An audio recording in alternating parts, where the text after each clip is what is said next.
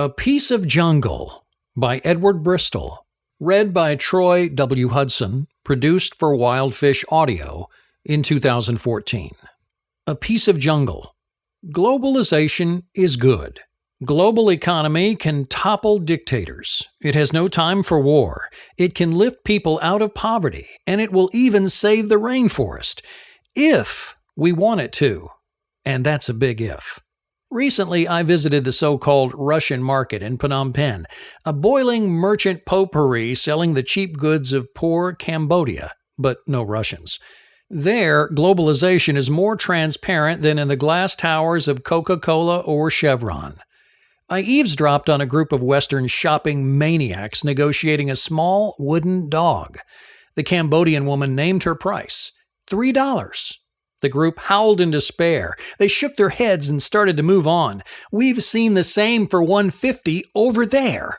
The Cambodian woman wavered, praised the dog's fine wood, pleaded for some profit, and finally sold her hand-carved mahogany dog for $2.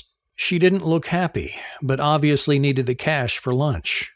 Self-content, our world traveler pocketed for $2 what needed centuries to grow and days of hard labor to become a dog, and then had to pay the rent and lunch. How does that work out for the Cambodian woman and her rainforest? It does not. Later in the hotel, I saw my fellow travelers boozing imported beer at $3 a bottle. Only utter ignorance serves as an excuse. That dog was part of Cambodia's dwindling rainforest. The uncontrolled logging there leaves behind irreparable destruction and sets off an ecological downward spiral of soil erosion, floods, reduced biodiversity, and in the end turns forests to wasteland. Today, everybody should know this.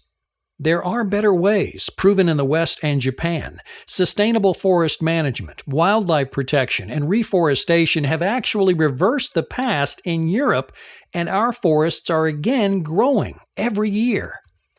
But don't expect that Cambodian woman to think about protecting rainforests for $2. And don't wait for any enlightened government or big business to do it. Like the Cambodian woman, they only do what they're paid for. Hence, deforestation can only be stopped if we pay enough for a valuable resource. With $2, there's no money to carry selected old logs per helicopter out of the forest. There's no margin for better labor conditions, and there's sure nothing left for reforestation. The same counts for other global industries like fishing or mining.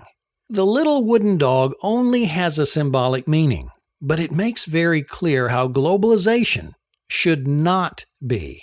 Squeezing the last cent out of the third world does no good. In an educated guess, the little mahogany dog should be no less than $20.